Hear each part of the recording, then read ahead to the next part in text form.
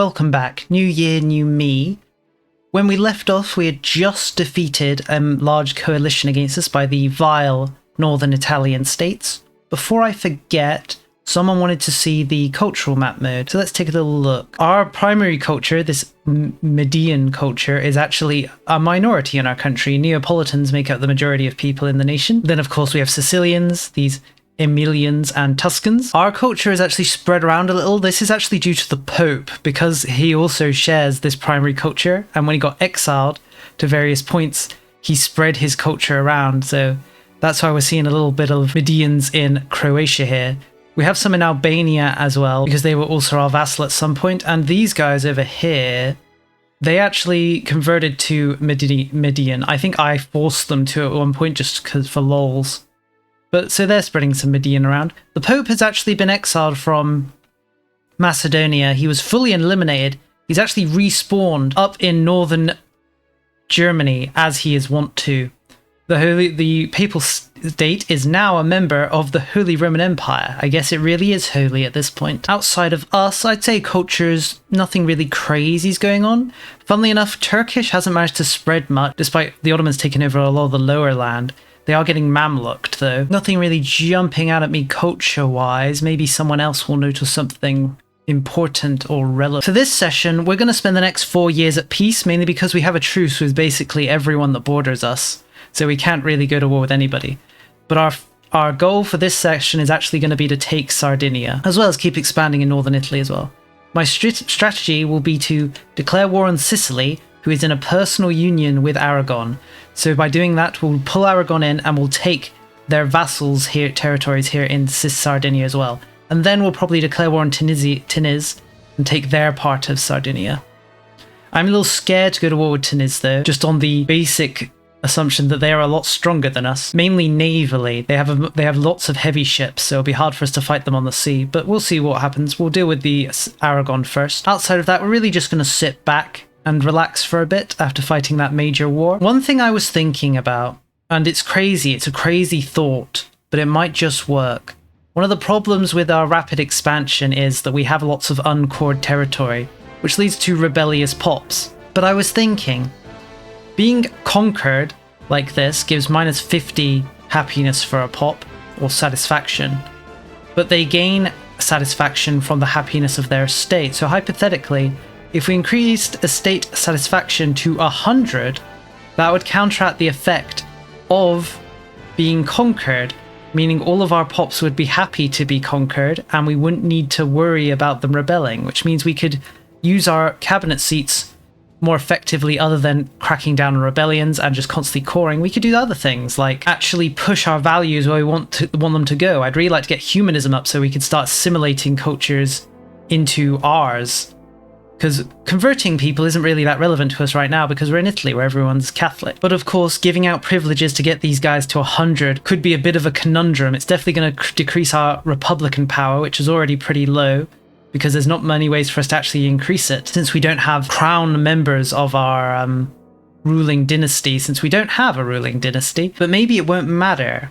Maybe it won't matter much. It's definitely bad to have low crown power, but maybe just having everyone be really happy in the country would be better. We'll think on it, I think. If I gain an event that gives us some Republican tradition, I'll consider giving out an extra privilege or two to the nobles or the peasants. We've actually reached 100 satisfaction and near to 100 with the clergy and the burghers just from giving them all the really good privileges that are nice for us. Something else people are asking about is whether we could change our succession law, but as you can see, we're actually locked into the peasant elective now. Peasant elective gives people eligibility based on their age, so essentially our oldest characters that aren't members of dynasties will be people in the running. This guy's really good actually, 78, 94, 64, so if he's alive when our current ruler dies, we'll probably accept him as our next ruler. We've reached the point where our maritime presence in our main sea location is at 100% now. So we're going to start thinking about dividing up our navy and spreading them around a little. It's scary to say it because there's no option to have the navy return to port when we're at war, so I have to remember to always move the navy back to port. To start with, we're going to see how many ships we need to maintain in the location to ensure the sea province remains at 100% for our maritime presence. So we're just going to split our navy in half, put them half of them into dock. Then we're going to look again. As long as the income for the maritime presence is positive, then we're all good. So there we go.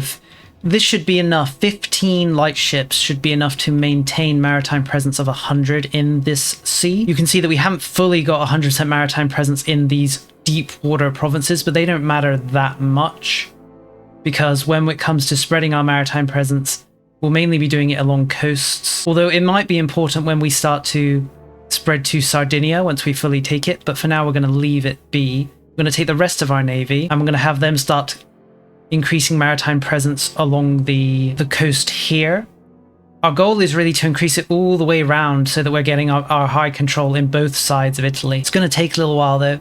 We're going to need a lot of ships. Another thing I want to do is actually expand our military. So since we are essentially alone in the world, we really want to increase our military to the point where no one can really defy us. It's a little up in the air of whether we're going to be able to do that on a big scale though. We've just finished researching everything I wanted to research from previous eras. So we're actually now going to embrace the printing press, which is pretty cheap because we've waited a while. We're going to embrace that immediately. Now, we're going to grab the printing press itself, which gives 10 literacy to literally everyone, which is great.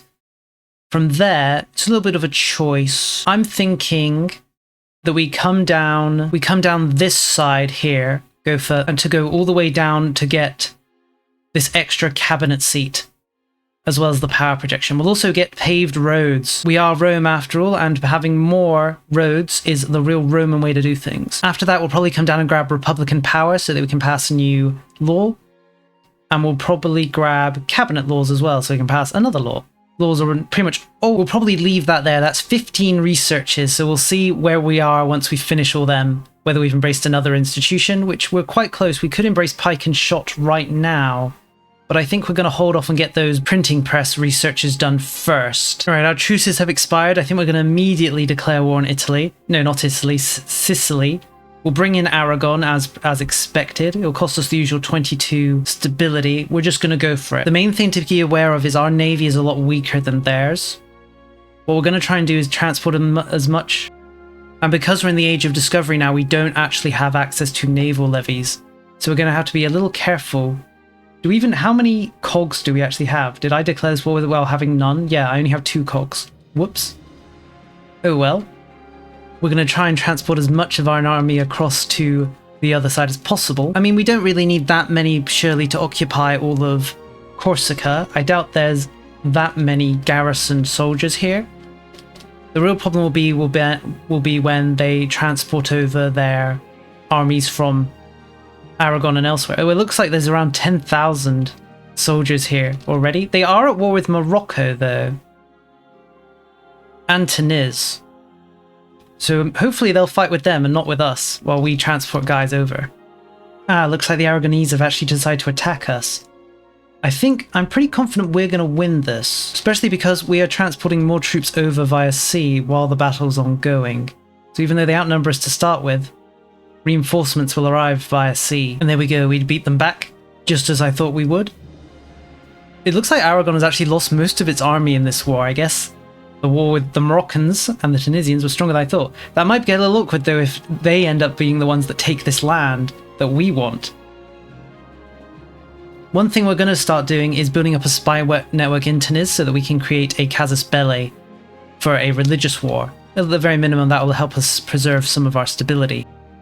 And we've been caught by the Aragonese navy. I think we should be able to win this. Their navy is mainly transports, as well as 2 early carracks, 3 actually, whereas we have the light ships and more early carracks. What, that ship just teleported into the world? You all saw that. They've actually got reinforcements of 11 light heavy ships. Let's retreat. Our army that's in Sardinia might have to win this war on their own without reinforcements. But there's already a lot of them over there. I'm sure it'll be fine. Looks like the war's over between between Aragon and Tunis. They look like they actually took 1 location from them. So I guess the Aragonese won. Now at least we don't have to worry about the Tunisians taking land, but we do have to worry about the Aragonese now focusing all their attention on us, which honestly shouldn't be that big of a deal. I really would like to take all of the Aragonese land in Sardinia, but I don't think we're going to be able to. One of the things we might do is separate peace Aragon and force them to end their friendship with Castile. That way when we come back next time, we won't have to think about Castile being involved as well and can just focus on the Aragonese. But we'll see. We're going to fully occupy Sardinia and see what these stats look like. But I hate Aragon so much. Not only has this war taken ages, but they integrated the nation while we were at war, even though I was occupying their capital. So now this land is directly owned by Aragon, which has kind of thrown a spanner in the works, because I was kind of thinking that I would force Aragon to release the nation. That way we could come back and grab them another time. But now that won't be an option. Or will it? I suppose we could force them to just liberate the country. We need more war score though. I'm not sure if we're going to be able to achieve the desired amount of war score. So I've had a better, well, not a better idea, but I've decided what we're going to do is we're not going to annex Sicily. That way we can come back again and attack them. Once the truce expired, and they'll of course call Aragon in because of their union with them. That way we won't have to fight Castile. So instead, we're just going to take as much Aragonese land as we can in Sardinia. The real question is, what exactly do we want to take? We want the silver mine, obviously. We want the silver mine. Silver is cool and good. So maybe something like this. Just leave those northerny parts controlled by Sicily and Aragon. I think we'll go with that. We'll take their gold as well, as much as we can. This isn't going to create much aggressive expansion, so it's not a big deal. And there we go. What a horrible war. If it taught me anything, it's we need more cannons to siege down these cities faster. We're actually going to declare war on Tunisia right now. I just noticed that they're not going to call in Morocco, because Morocco is at war. So we're going to declare war and just try and snap up these few territories in Sardinia. We're not going to expand outside of Italy for the moment, as that is what the people voted for. There we go, relatively quick war. We'll take their money as well, because there's no they need it. And there we go. Oh dear, looks like the coalition is coming back for round 2. This time I think we'll try and destroy the coalition fully. They're a lot weaker this time, mainly just Venice and Ferrara. Let's take a look at the map mode. Yeah, so it's mainly just Venice, Ferrara and some small Italian states. I think we'll try and annex Ferrara and take them out. Their myriad crimes would justify their destruction. We'll of course keep our navy inside our lands because it's too scary to go outside, or with the Venetian navy roaming around. For real though, what made Ferrara think this was a winnable war? Just by directly comparing armies, we're a lot stronger than them. We're like double their manpower, minimum. And that's even before considering the quality of our armies. Maybe they were thinking the Venetians would be able to carry them, but I don't think that's what's going to be happening here. But what on earth? Not only did Tunisia conquer Sicily, they also took the Aragonese parts of Sardinia. Oh well, I guess it means we can just take those parts off them. Still though, what are the Aragonese and the Sicilians thinking? Since we won't be able to, we can't fully annex Ferrara, unfortunately. So we're just going to take their capital region, the actual Ferrara area. That will hopefully show them that we're not to be messed with. We've got our next religious war, so we're going to declare war on Tunisia again, hopefully for the final time, for us to take over all of Sardinia. We've gained our Republican power law. Now we have to choose which one we want to pick. Well, we can rule out new men. All it really does is reduce the cost of appointing cabinet members, which can be quite expensive, but money's not the most important thing here. The choice is really between absolute power of the president, which gives us 20% extra crown power, which is would be nice as our crown power is perpetually low. Then we have broad executive power, which increases the efficiency of our cabinet by 20%, which is definitely nice. It's currently at 20%, so that would boost it up to 40% efficiency for our cabinet. And finally, we have dissolution of powers. This does decrease our monthly progress to decentralization by 0.10, but it gives us an extra cabinet seat. And more cabinet seats is kind of better. From a thematic point of view, I think absolute power of the president would be the least likely option, because it's about empowering the government over empowering the people. So I think we are going to go with dissolution of powers here. I just really like that extra cabinet seat. Alrighty, there we go. I think we'll humiliate the Tunisians as well. Just because, you know. I guess we could take some land here, actually. Maybe it's time that we step outside of our comfort zone of Italy and start thinking about expanding to the rest of the former, or soon-to-be, Roman Empire. What should we take? I guess we could take this little island here. This is a pretty good spot to fortify that we could use as a landing zone. And because it's an island, we could actually cut it off by positioning a navy in the sea. We'll also take around 700 gold from them, no more than they deserve. Ah, beautiful. We've got Rome. We zoom in, look. We got Rome across Sardinia and Corsica. As discussed, we're not going to release a vassal down here, even though it would be the smart thing to do. It is land inside of the Roman Empire and therefore must be administered directly by the glorious People's Republic. Probably could demolish a lot of the forts here in Sardinia now. I guess maybe we'll keep one or two. We've got one fort in Corsica, so we'll leave that. I guess we'll keep two forts, one at the south of the country, or at the south of the island, and one at the north of the island. Sounds logical. Maybe actually we'll keep three. Two at the north, one at the south. We actually have rebellious Swabian patriots in our country. There are 42 nobles here that don't like the fact that they're a part of us and they want to rebel. They're pretty close to rebelling. Paradox recently announced they're going to correct these sort of rebellions so they won't actually form rebellions, which I think is a good thing. I really shouldn't have to deal with 42 nobles deciding that they want to rebel. We've got our cabinet law online, so we get a choice here. Honestly, I think we're going to go for dynastic cabinet. It doesn't make any sense because we don't actually have a dynasty, but it reduces the power of nobles, clerics, and burghers by 10 and pushes us towards centralism. None of the other options really make much sense for us, not administrative clergy or nobility of the rope. Meritocratic recruitment, but that only makes a few more burghers spawn and makes the burghers a little happier. It doesn't do anything for the peasantry. So I think the dynastic cabinet is honestly the most accurate because it just reduces the powers of all the estates that aren't the peasants, as well as pushing us towards centralization, which is what we're going for. So I guess we're going to go for that. The coalition is once again forming against us. This time though, I think we're going to preempt it. We're going to declare war on Genoa, bringing the coalition in, but we're a lot stronger than them, and the Emperor, Mansfield, is still not willing to join the war. They're at war with England right now.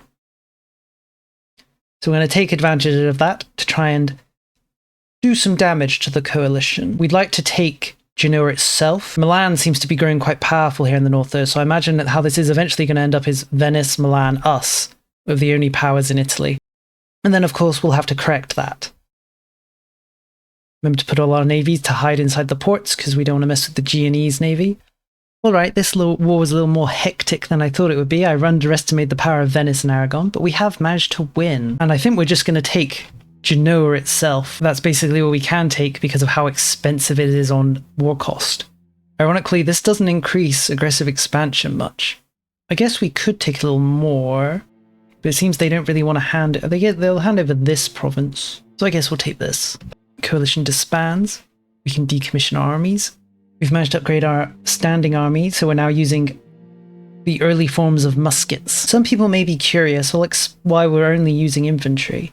So I'll explain. Cavalry is kind of overpowered in the current version, so I'd like to avoid using them for that reason. The second reason is our army is made up purely of the people. Cavalry are the soldiers of the nobility, after all. Nobles directly equal cavalry units. And as our armies are solely made up of the people, cavalry goes against our ideals. After all, horses are not people, neither are nobles. Alrighty, I think we'll leave it here for the video. We haven't really expanded much, mainly just taken Sardinia, took Genoa, took Ferrara. There's still these minor Italian states in the north that we need to purge. I'm thinking about our next reform. We've managed to get over into humanism, so we're now gaining humanist progress. I was thinking that we were going to grab exchange of ideas, but thinking about it, we don't really need it. It gives us that extra 5 monthly research progress and that 10% institution growth as well as the innovation, but we're pretty much at max innovation, or nearly max. We're at 95 innovation, so that extra, and we're pushing to it quite heavily, so it wouldn't really matter getting that extra progress, and our research progress is already at 2.3, so an extra 5% isn't going to make that big of a deal. We're already researching at quite a high rate. And the institution growth, I mean, we're in Europe, so institutions aren't really that hard to come by. Instead, I was thinking what we would grab is religious tolerance. Gives us tolerance to both heathens, heretics, pushes us towards humanism, and pushes us towards communalism.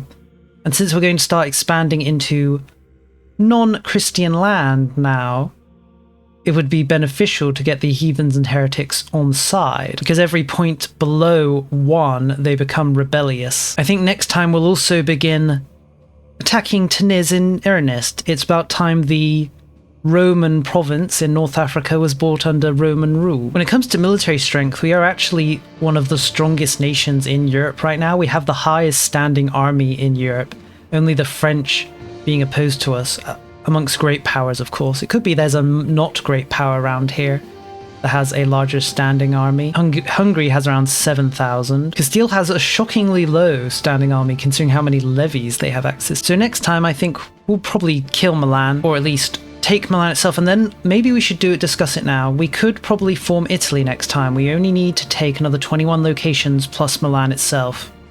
Do we want to form Italy?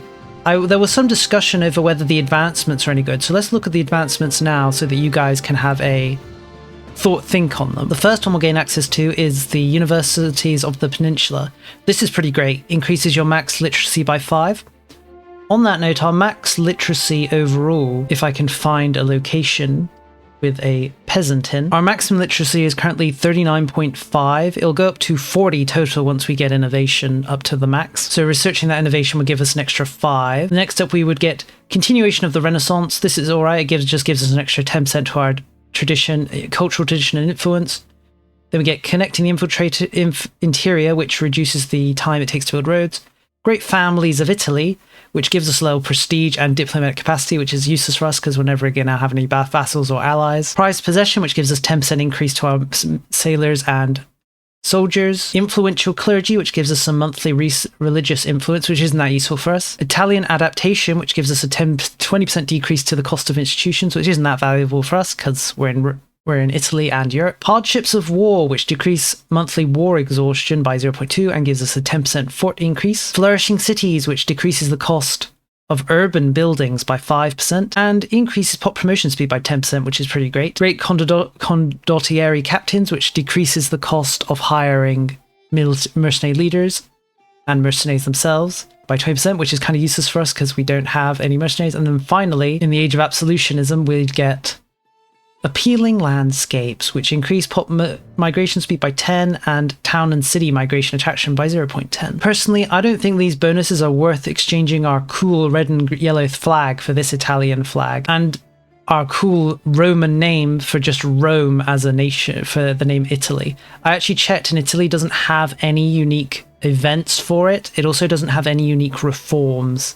So we would just be getting these advancements for forming Italy and nothing else. So let me know what you think. We won't have a vote on it yet. I think we'll vote on it once we've actually gained the option to press the button, which may be next time. But either way, this is the end of the video. Thank you for watching and see you next time.